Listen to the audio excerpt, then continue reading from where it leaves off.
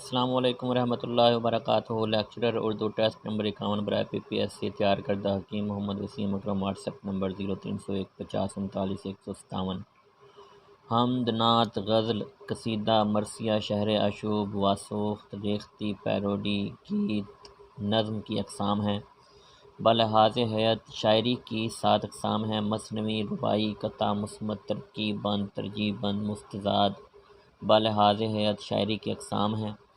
اصناف نظم: نظم جدید میں شاعری کی 4 اقسام ہیں: پابند نظم، معرہ نظم، آزاد نظم اور سینٹ۔ نظم جدید میں شاعری کی 4 اقسام ہیں۔ حمد کے اصطلاحی معنی ہے کہ جس میں باری تعالیٰ کی صفات و عظمت کا بیان ہوتا ہے۔ حمد کے لیے ایک بحر، وزن یا ہیئت متعین نہیں ہوتی۔ حمد مختلف بحروں میں لکھی گئی ہے۔ حمد مختلف بحروں میں نہیں لکھی گئی بلکہ مختلف ہیئتوں میں لکھی گئی ہے۔ کون سی صنف نظم رسمی نہ ہو بلکہ ذات باری تعالیٰ کے عشق میں ڈوب کر لکھی گئی ہو؟ حمد کس صنف نظم کی زبان پاکیزہ اور الفاظ شائستہ اور بلیغ ہوں؟ حمد میں شاعر کا لہجہ نہایت مؤدب اور عاجزانہ ہو۔ حمد میں خدا کی عظمت و رحمت کے بعد امت کی مغفرت اور بھلائی کی درخواست کی جاتی ہے۔ قدیم شعراء کے ہاں ہر دیوان، مثنوی اور مجموعے کا آغاز حمد سے ہوتا ہے۔ تو قادر مطلق ہے، یہی وصف ہے کم کیا۔ یہ کس کی حمد کا پہلا مصرع ہے؟ باقی صدیقی۔ وہ صنف نظم جس میں نبی اکرم صلی اللہ علیہ وآلہ وسلم کی ذات، صفات اور اخلاق کا بیان ہوتا ہے، نعت کہلاتی ہے۔ موضوع کے اعتبار سے نعت کی وسعت اور رنگا رنگی کی کوئی انتہا نہیں ہے۔ شعرائے قدیم مثنوی کے آغاز میں حمد کے بعد نعت کہتے ہیں۔ ایک اچھے نعت گو کے لیے حمد اور نعت کے درمیان حد فاصل قائم رکھنا ضروری ہے۔ جدید نعتوں میں کس کی نعتیں جذبے کی صداقت، خیال کی تازگی اور بیان کی ندرت کے اعتبار سے انفرادی حیثیت رکھتی ہیں؟ امجد اسلام امجد کی۔ غزل کے لغوی معنی ہے عورتوں سے یا عورتوں کے متعلق باتیں کرنا۔ جس میں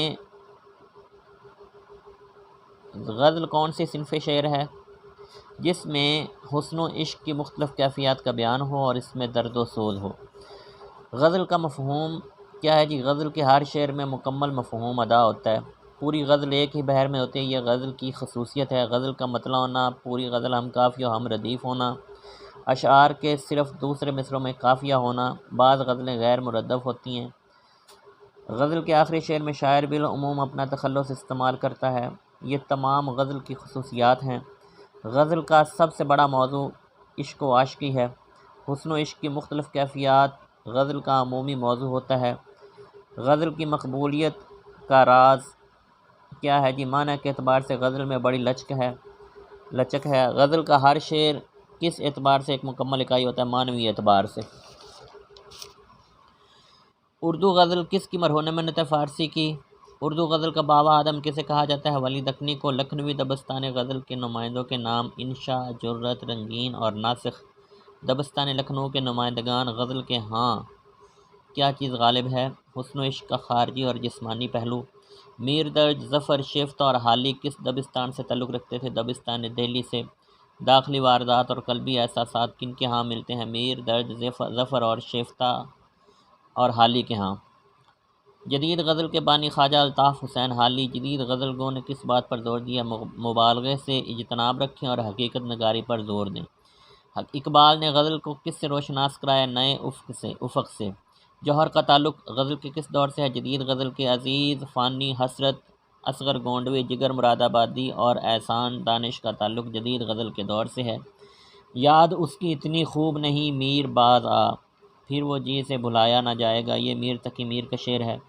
تم میرے پاس ہوتے ہو گویا جب کوئی دوسرا نہیں ہوتا، یہ حکیم مومن خاں مومن کا شعر ہے۔ اس دور میں جو عشق کرے سوچ لے پہلے، یہ اور زمانہ ہے زمانے کی ہوا، اور یہ نعیم صدیقی کا شعر ہے۔ جب بھی دیکھا ہے تجھے عالم نو دیکھا ہے، مرحلہ نہ ہوا تیری شناسائی کا، یہ احمد ندیم قاسمی کا شعر ہے۔ اس کا انجام بھی کچھ سوچ لیا ہے حسرت، اس کا انجام بھی کچھ سوچ لیا ہے حسرت، تو نے ربط ان سے جو اس درجہ بڑھا رکھا ہے، یہ حسرت موہانی کا شعر ہے۔ لفظ قصیدہ قصد سے مل کر بنا ہے۔ جس لفظ سے لفظ قصیدہ بنا ہے اس کا معنی ارادہ کرنے کے ہیں۔ قصیدہ کا اصطلاحی معنی ہے جی قصیدے میں شاعر کسی موضوع پر اظہار خیال کا قصد کرتا ہے۔ مغز قصیدے کو کہتے ہیں۔ قصیدے کو اصناف شعر میں وہی حیثیت حاصل ہے جو انسانی جسم میں مغز کو۔ فارسی میں قصیدے کو چامہ کہتے ہیں۔ قصیدے میں ردیف کا ہونا لازمی نہیں ہے۔ قصیدے کا آغاز مطلع سے ہوتا ہے۔ ایک قصیدے میں اشعار کی تعداد کم سے کم 5 اور زیادہ سے زیادہ کی قید نہیں ہے۔ حیت کے لحاظ سے قصیدے کی کتنی اقسام ہیں؟ قصیدے کی 2 قسمیں ہیں۔ تمہیدیہ سے کیا مراد ہے؟ جس میں قصیدے کے چاروں اجزاء ہوتے ہیں۔ مدحیہ سے کیا مراد ہے؟ جو تشبیب اور گریز کے بعد براہ راست مدح سے شروع ہوتا ہے۔ قصیدہ حیت کے لحاظ سے کس سے ملتا ہے؟ غزل سے ملتا ہے۔ تشبیب قصیدے کا کون سا حصہ ہے؟ یہ قصیدے کا ابتدائی حصہ ہے۔ تشبیب کے کیا معنی ہے؟ ذکر شباب کے ہیں۔ تشبیب کے اشعار عموماً کس قسم کے ہوتے ہیں؟ عشقیہ یا حصاریہ۔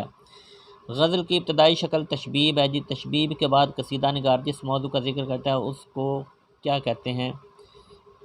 گریز۔ قصیدہ کا دوسرا جز کیا ہے جی؟ گریز۔ گریز کا اصل مضمون کیا ہے؟ تشبیب اور قصیدے کے اصل مضمون کو فنکاری سے آپس میں ملانا۔ قصیدے میں مدح سے کیا مراد ہے؟ اس حصے میں قصیدہ کو ممدوح کے اوصاف بیان کرنا ہوتے ہیں۔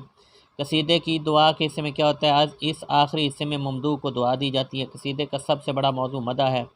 اردو شاعری میں قصیدے کی روایت کس سے آئی؟ فارسی سے۔ ملک خوشنود اردو شاعری کے دکنی دور کے قصیدہ نگار تھے۔ شاہ امین الدین اعلیٰ مشتاق نصرتی اردو شاعری کے دکنی دور کے قصیدہ گو تھے۔ دکنی دور کے قصیدہ نگاروں میں اعلیٰ درجے کا قصیدہ نگار نصرتی کو مانا جاتا ہے۔ 100 سوالات مکمل ہوئے۔ چینل کو زیادہ سے زیادہ لائک کریں، شیئر کریں اور سبسکرائب کریں۔ اپنا خیال رکھیں۔ اللہ حافظ۔